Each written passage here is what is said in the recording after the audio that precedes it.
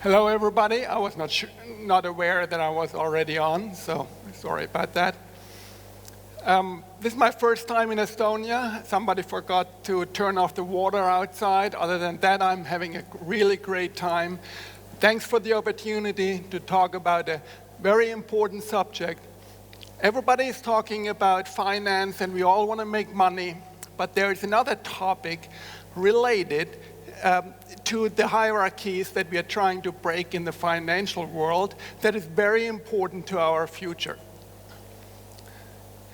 A lot of industry leaders say, privacy is dead, get over it. Of course, these are the people that have all our information. And privacy is a loaded term. We often confuse it with anonymity. I heard earlier today somebody talking about anonymity in blockchain. There's no anonymity. There is pseudo-anonymity, and some people with zero-knowledge proofs and encryption try to get close to full anonymity. But there's a reason why people think it's an important topic, because privacy and anonymity or pseudo-anonymity are related to security. If I have access to your information, then I can pretend to be you. I can take your money, your data, your intellectual property, or the intellectual property of your business or the organization you're working for, and I can destroy what you're responsible for, take what you own, and I can do very harmful things. So we also call this committing crimes, fraud, sometimes even cyber war. So if privacy is dead, then security is dead too. And there's a direct correlation to blockchain, but I need to start a little bit outside the box. Some people say, I have nothing to hide, so I don't need privacy. But that is not true, they're lying. Because if I ask you, anybody here, to give me your cell phone unlocked with full access to all your passcodes, to your banking information, and to all the data that you have on it, to all your emails, chat messages, if I ask you for your permission to listen into every single conversation you have and to everything you do, then you would refuse. But billions of people do that every day. They install antivirus software, while at the same time they're installing WhatsApp, Facebook Messenger, or have Google accounts activated on their phones. And these accounts do exactly what I just described. They sift through all your data, they analyze it, they sell it immediately, and you really do not have privacy. So, are we like sheep that just say, well, we get a little bit of a chat app, or we get a little bit of data, or we get the ability to send a picture of last night's dinner to a friend, and for that I'm signing away everything I have. And of course, this has direct impact on our lives, not just financially and security in business, where people, when they access our data, can compromise it and can perform criminal acts. Is it good for democracy and for the world if I know, or if anybody can know, whether you have been at an anti-Russian demo or pro-Russian demo, anti-Trump, pro-Trump, anti-China, pro-China? What does it mean if all of this information is never forgotten, can always be accessed, and the other side wins the election, and they go after us, whoever us is, whoever me is? So there's a direct impact on the world. But big data tells us we need to have all your data. These 5 companies or a handful of companies like Facebook, Google, Amazon, or in China, it's the Communist Party. They have access to all the information. But they tell us we need that. If we have all this information, then we can personalize our services for you. We can give you better products. And the governments say we need that to keep you safe. So do we have a choice between shot in the left knee or the right knee, cyber apocalypse where everybody can perform criminal activities, ransomware attacks, steal our data in massive volumes, or totalitarian total surveillance? Is that the only choice we have? And I think we just cannot afford to have this as a choice. But the real bad news is, and this popped up earlier in some of the presentations, is that it has barely begun. Because over the next 20 years, our computing capability will increase 1 million times. And that is based on Moore's law, which is not dead, it just evolved. 3D, biochips, and so on, software-based, quantum computing. So our computing capability increases 1 million-fold. Tens of billions of IoT devices will come online in the next 5 years. So projected another 10, 15 years, you're talking about 100 billion and more devices. 5G and beyond offers super fast communication. And on top of that, about 25,000 satellites have been scheduled already to be launched into low Earth or ultra low Earth orbit.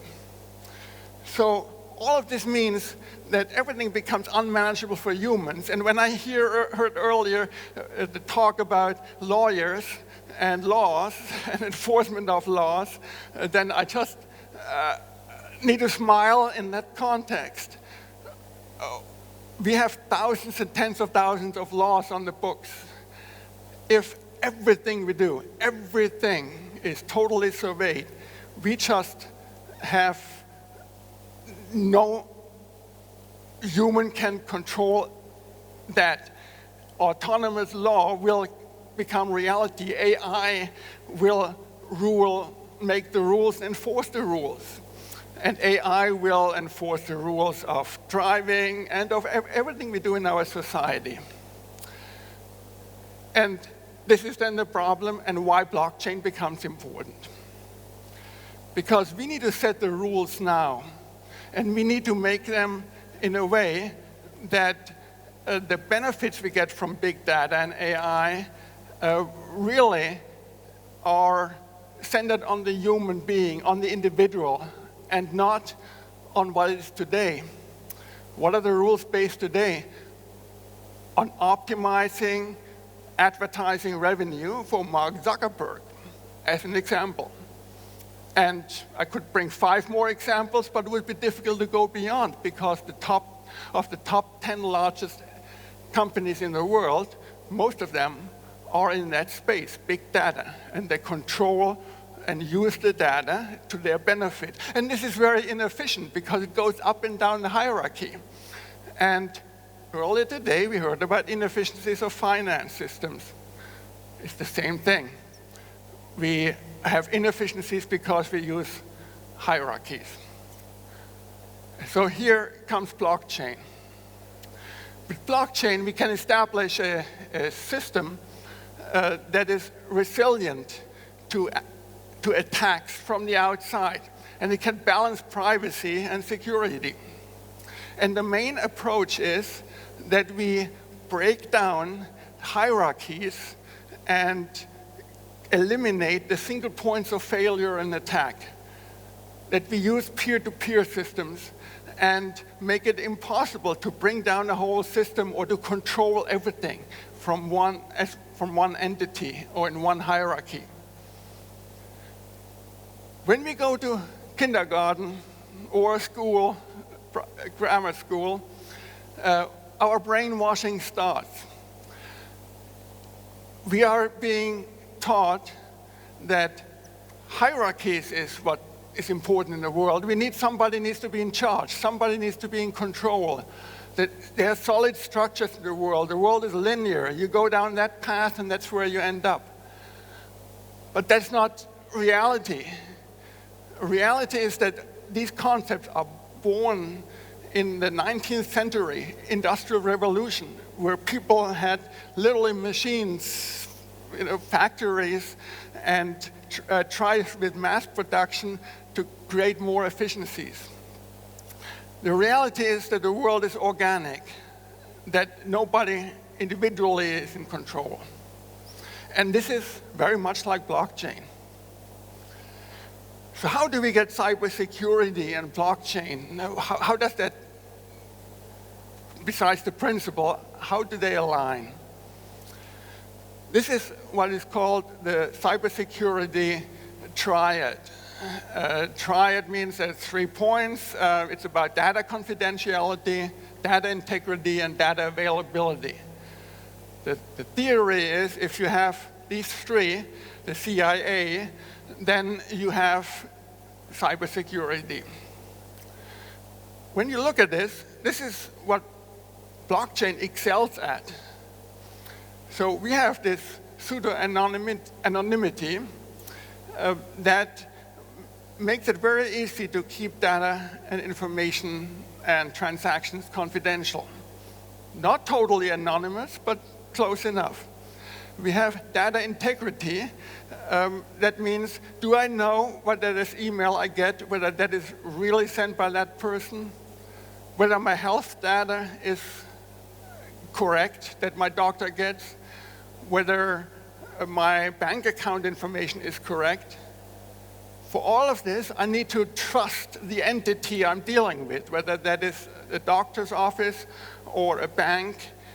But in reality, if we use a blockchain, a shared platform that's immutable, I don't need to trust. Blockchain does that automatically, ensures data integrity. And the blockchains, the large public blockchains, definitely are 100% available. They're always online. There's no ransomware attack that can go there. But there's one component missing here, and this component is that all this, the CIA triad of cybersecurity, is important or inside one organization. But the world goes far beyond. Organizations don't matter as much, or static organizations don't matter as much as they used to. There are 2 talks earlier, we heard about how complex it is for Google to move inside their organization people across different countries and different legal entities.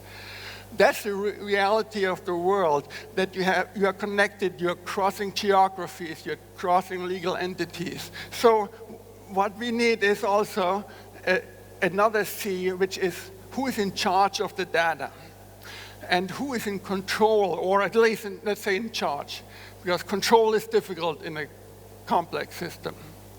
And the only unit that can be in charge and make all of this efficient is the individual person.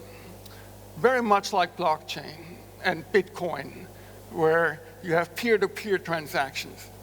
And you still delegate some of the authority sometimes to marketplaces, or you pool your money, or you do whatever else you do. You can organize however you want. But you are in charge of these decisions.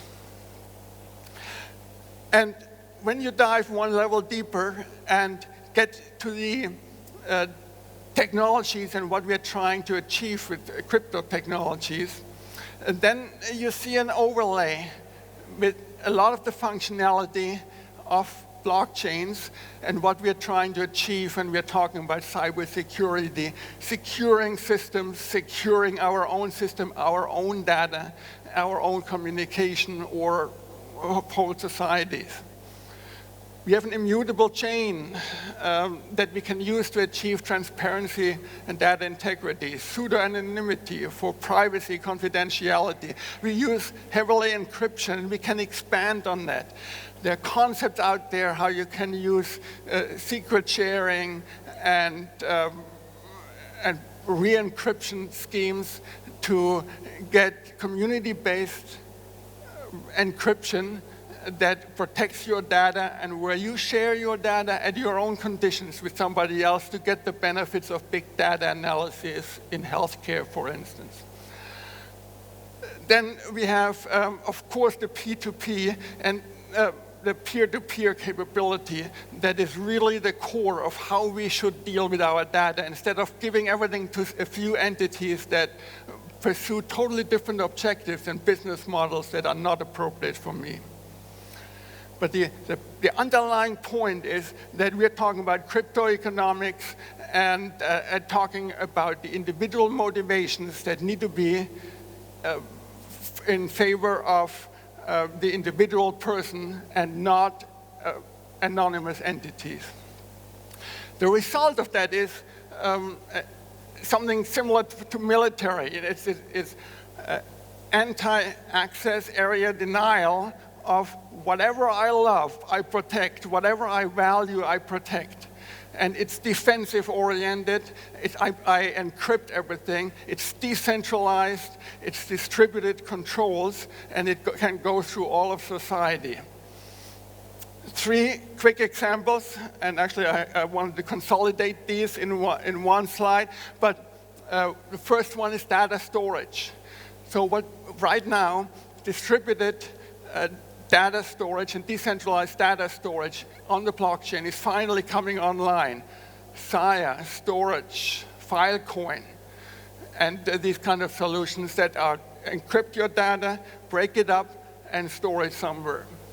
There's also more elaborate encryption schemes, including homomorphic encryption, that allow you to store your data encrypted so that it still can't be analyzed. This picture was taken 2 weeks ago. This is David Chaum, who is considered the godfather of cryptography and actually developed the first cryptocurrency. And it was taken in Seoul at a similar event. He developed Praxis, a chat application, totally decentralized, and his explicit goal is to get rid of WhatsApp and Messenger and do it totally decentralized and secure. And finally, something that relates to some of the presentations we had earlier, we have this distributed governance that goes, and these great solutions that totally revolutionize industries. Not just finance, but I call it the Internet of Brains, which is the services supply chains that are going on all over the world that can be managed in a decentralized manner. And all of this, of course, has its challenges, and the number one I see is performance, because to get all these benefits, we need not just tens of thousands, but probably several million transactions per second. And I think that's achievable in the next 3 to 5 years, particularly if you add up several of the more powerful blockchain concepts. And that will drive down cost and adoption rates. And we need to make sure that governments don't over-regulate.